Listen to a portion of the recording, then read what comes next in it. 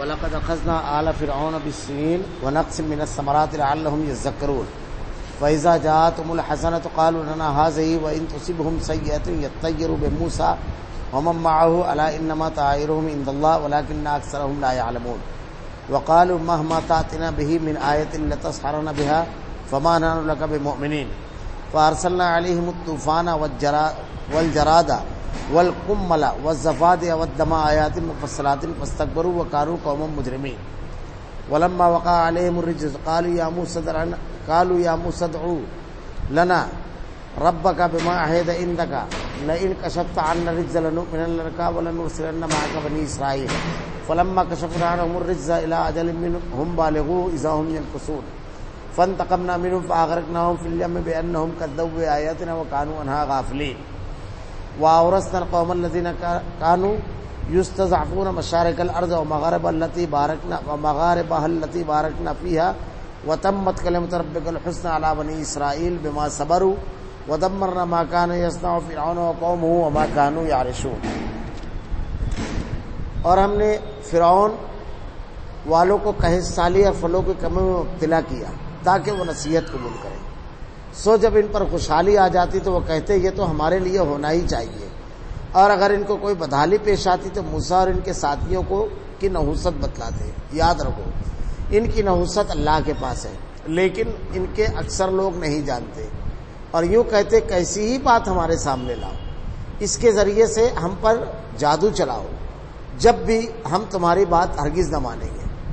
پھر ہم نے ان پر طوفان بھیجا، ٹڈیاں اور جوئیں اور مینڈک اور خون، یہ سب کھلے معجزے تھے. سو وہ تکبر کرتے رہے اور وہ لوگ تھے ہی جرائم پیشہ.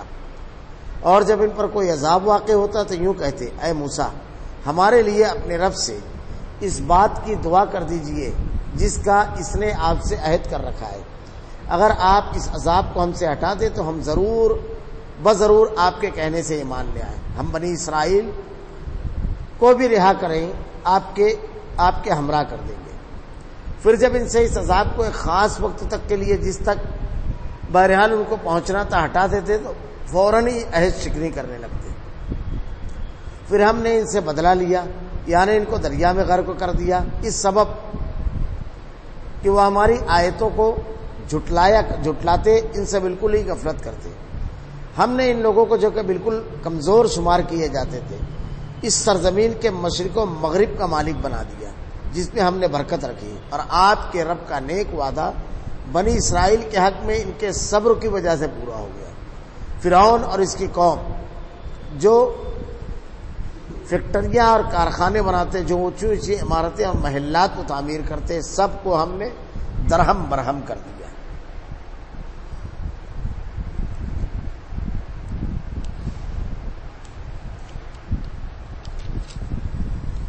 وَلَقَدْ أَخَذْنَا آلَ فِرْعَوْنَ بِالسِّنِينَ وَنَقْصٍ مِّنَ الثَّمَرَاتِ لَعَلَّهُمْ يَذَّكَّرُونَ. ہم نے فرعون والوں کو قحط سالی اور پھلوں کی کمی میں مبتلا کیا تاکہ وہ نصیحت قبول کریں.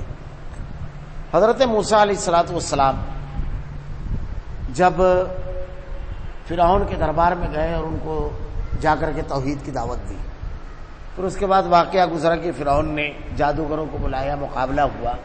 جادوگروں کو جب شکست ہوئی تو فرعون اور اس کی پوری رعایا اور لاہو لشکر کو بجائے عبرت حاصل کرنے کے، جیسے کہ جادوگروں میں جو مقابلے پر تھے جن کے اوپر ان کو زوم تھا کہ یہ ہم کو اس مشکل سے نکالیں گے، جس کو وہ سب بظاہر مشکل سمجھ رہے تھے، حالانکہ وہ آسانی اور دین کی دعوت تھی.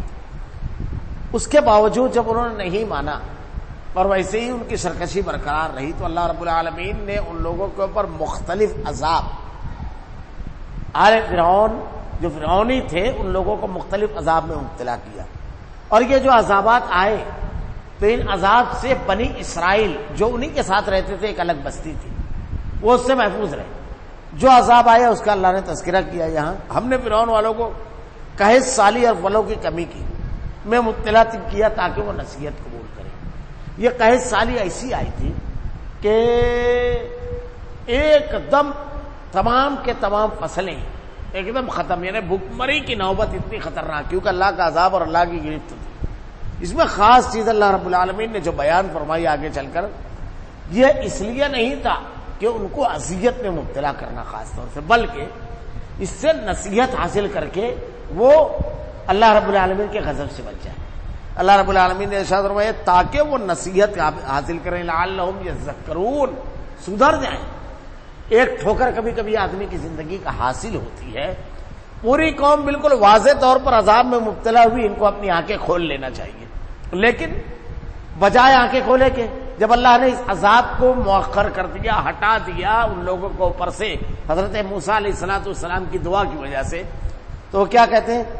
فَإِذَا جَاءَتْهُمُ الْحَسَنَةُ قَالُوا لَنَا هَٰذِهِ وَإِن تُصِبْهُمْ سَيِّئَةٌ يَطَّيَّرُوا بِمُوسَىٰ وَمَن مَّعَهُ۔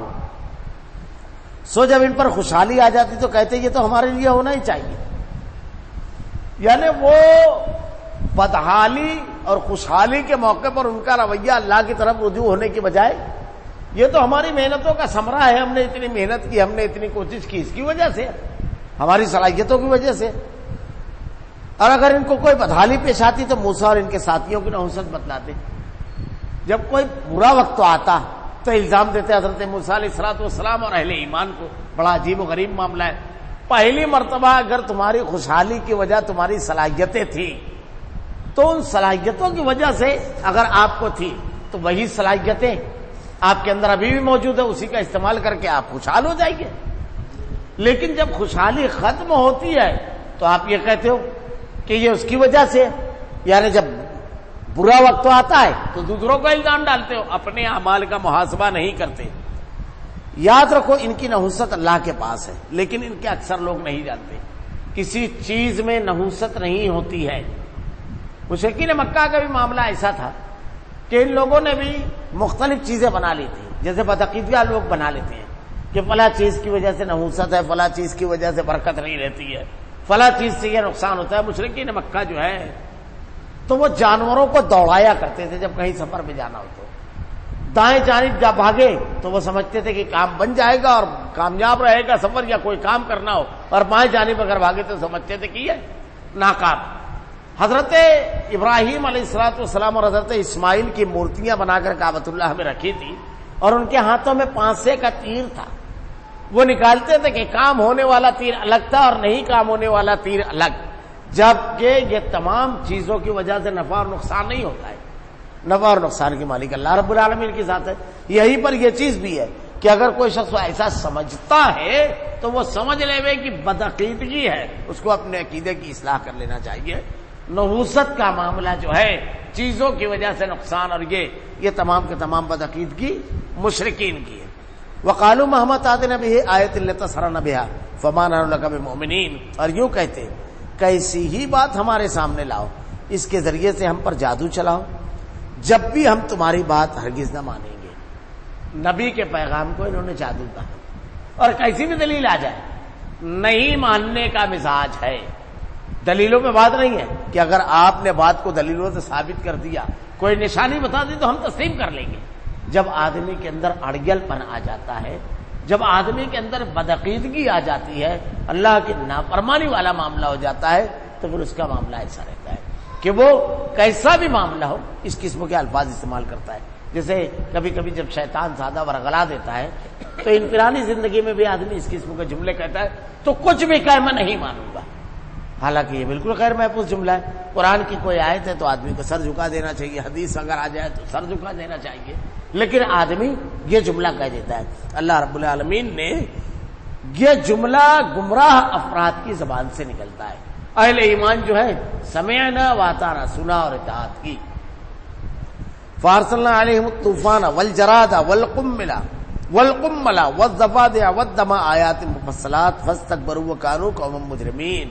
ہم نے ان پر طوفان بھیجا، طوفان ایسا آیا کہ بنی اسرائیل کے تمام مکانات، ان کی جو بستیاں، ان کے جو کھیت، سب کے محفوظ رہے، سب کے سب، اور فرعون اور قبطی جو تھے کفار، ان لوگوں کے اوپر پورا کے پورا طوفان۔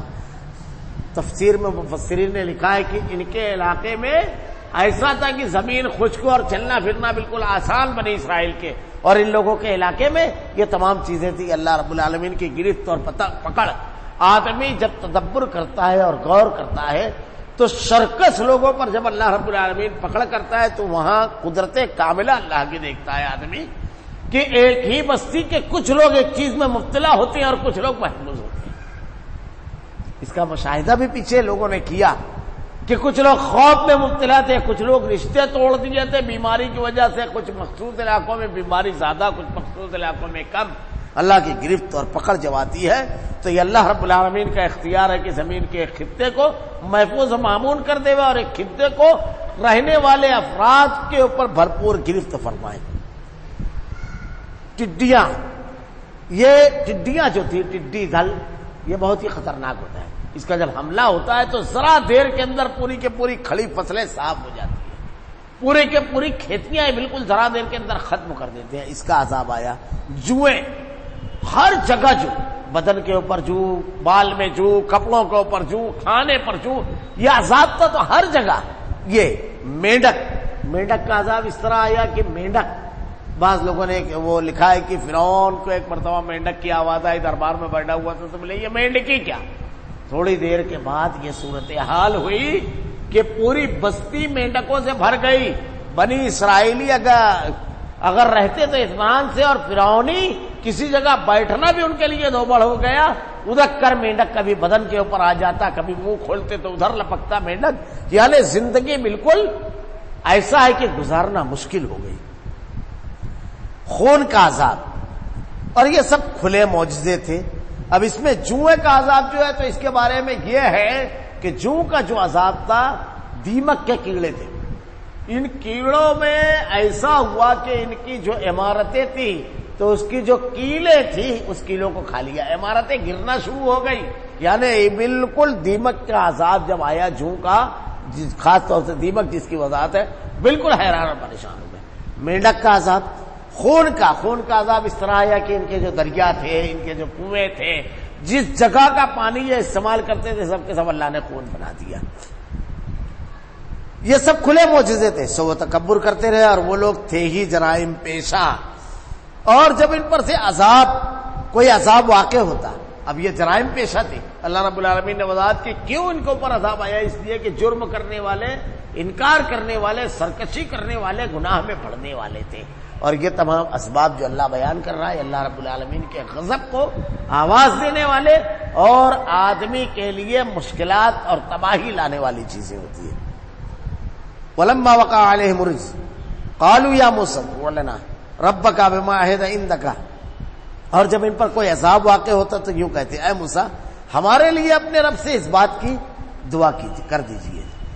حضرت موسیٰ علیہ السلام کے پاس آتے، بالکل ممکن نہیں ہوتا، ایک دم پریشان ہو جاتے تو باقاعدہ آ کر کے حضرت موسیٰ علیہ السلام سے کہتے کہ کشفت عنا الرجز لنؤمن لک ولنرسلن معک بنی اسرائیل، کہ جس کا اس نے آپ سے عہد کر رکھا ہے اگر آپ اس عذاب سے ہم کو ہٹا دیں تو ہم ضرور بضرور آپ کے کہنے سے ایمان لے آئیں گے اور بنی اسرائیل کو بھی رہا کر کے آپ کے ہمراہ کر دیں گے.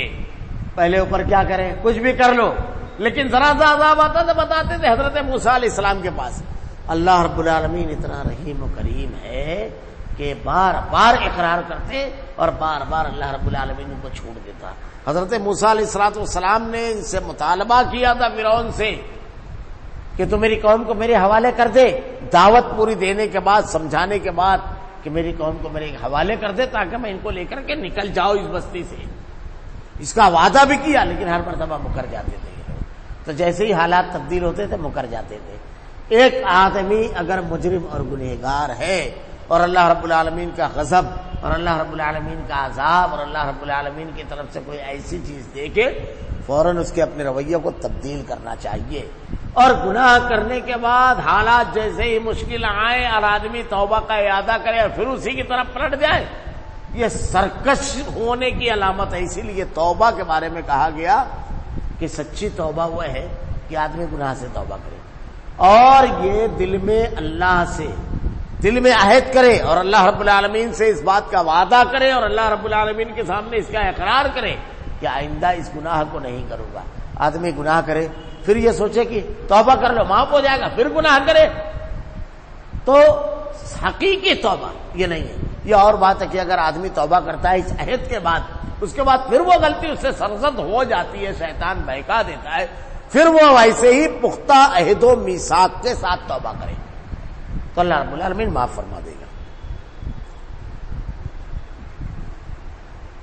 پھر جب ہم ان سے عذاب کو ایک خاص وقت تک کے لیے جس تک کے بہرحال ان کو پہنچنا تھا ہٹا دیتے تو فوراً عہد شکنی کرنے لگتے۔ فانتقمنا منہم فاغرقناہم فی الیم بانہم کذبوا بآیاتنا وکانوا عنہا غافلین، پھر ہم نے ان سے بدلہ لیا یعنی ان کو دریا میں غرق کر دیا اس سبب سے کہ وہ ہماری آیتوں کو جھٹلاتے اور ان سے بالکل غفلت کرتے تھے۔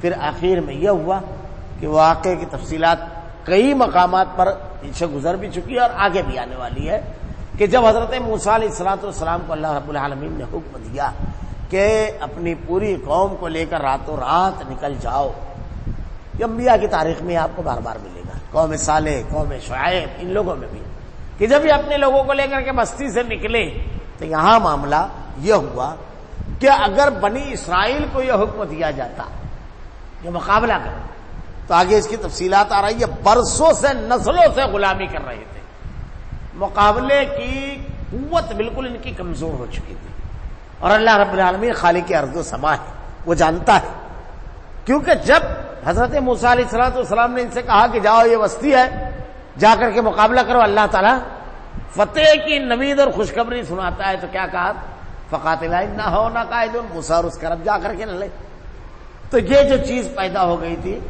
تو اللہ رب العالمین نے ایسی حکمت اختیار کی، اللہ نے قرآن میں کہا وَمَكَرُوا وَمَكَرَ اللَّهُ وَاللَّهُ خَيْرُ الْمَاكِرِينَ، مکر کیا کافروں نے اور تدبیر کی اللہ نے، اور اللہ بہترین تدبیر کرنے والا ہے۔ کبھی کبھی زمین پہ آدمی ایک تدبیر کرتا ہے لیکن اللہ رب العالمین کا منصوبہ اور پروگرام ایک اور ہوتا ہے اور آدمی سمجھتا ہے کہ یہ میری چال ہے، حالانکہ وہ اللہ رب العالمین کی تدبیر کا حصہ ہو جاتا ہے اور اسی میں جا کر پھنس جاتا ہے۔ فرعون ان کے تمام لشکریوں کو تمام ساز و سامان کے ساتھ بنی اسرائیل کو کہا جاتا کہ گھر کے باہر نکالو تو نہیں نکل سکتے، لیکن جب بنی اسرائیل نکلے نہتے تو فرعونی ان کو قتل و ختم کرنے کے ارادے سے نکلے پیچھے، ان کا ارادہ تھا ان کو ختم کرنے کا، رب العالمین کا منصوبہ تھا ان کو تمام کو ختم کرنے کا، مگر بطور چارہ سمجھ لیجیے بنی اسرائیل وہاں پر آئے کہ بنی اسرائیل کے پیچھے یہ اسی لیے دوڑے کہ یہ نرم شکار ہے، حالانکہ یہ خود شکار ہونے جا رہے تھے۔ تو دنیا کے اندر کبھی کبھی کوئی پلاننگ اور منصوبہ بندی دیکھے اور آدمی اللہ پر توکل کرے، رب العالمین حالات کو بدلتا ہے، اور کیسے بدلا اللہ تعالیٰ نے؟ اللہ کی مخلوق ہے دریا، زمین پر آدمی اللہ کی مخلوق کے ہی ذریعے رہ رہا ہے، زمین اللہ کی مخلوق ہے، زلزلہ آتا ہے ختم ہو جاتے ہیں، ہوا اللہ کی مخلوق، یہ تمام کے تمام چیز اللہ کی مخلوق ہے، بے شمار۔ اللہ کسی ایک مخلوق کو حکم دیتا ہے انسان کی ساری قوت و طاقت ختم ہو جاتی ہے، اللہ کے بے شمار لشکری ہیں رب العالمین کے۔ تو اللہ رب العالمین نے ان کو دریا میں غرقاب کر دیا، اور اس کے بعد کیا انعام دیا؟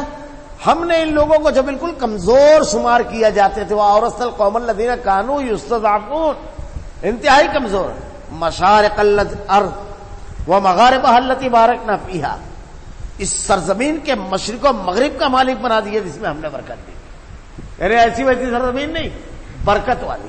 مفسرین نے لکھا اس سے ملک شام مراد ہے، بڑی زمین میں وہاں پر برکت تھی، بڑے پھلے پھولے۔ تو اللہ رب العالمین کی یہ زمین ہے، وہ جس سے چاہے حکومت چھین لیتا ہے اور جس سے چاہے حکومت اور اقتدار عطا کرتا ہے، یہ رب العالمین کا معاملہ ہے، یہ اس کے اختیار کی چیز ہے۔ کبھی اگر حکومت سے محرومی ہو تو خوف اور ڈر نہیں ہونا چاہیے، اگر عطا ہو حکومت اور اختیار تو اللہ سے روگردانی نہیں ہونا چاہیے، یہ اللہ کا اختیار ہے۔ تاریخ کا یہ مسلسل سبق ہے، قوت والی قوموں کو اللہ رب العالمین نے پلک جھپکتے ہی نیست و نابود کر دیا، انتہائی کمزور اور بےکس افراد کو اس زمین کا مالک حاکم بنا دیا رب العالمین نے۔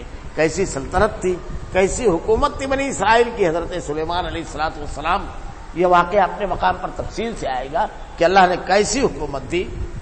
آپ کے رب کا نیک وعدہ بنی اسرائیل کے حق میں ان کے صبر کی وجہ سے پورا ہو گیا۔ یہ دیکھیے اللہ رب العالمین نے کتنی پیاری بات پورے وَتَمَّتْ كَلِمَتُ رَبِّكَ الْحُسْنَى عَلَى بَنِي إِسْرَائِيلَ بِمَا صَبَرُوا، صبر کی وجہ سے یہ وعدہ پورا ہوا۔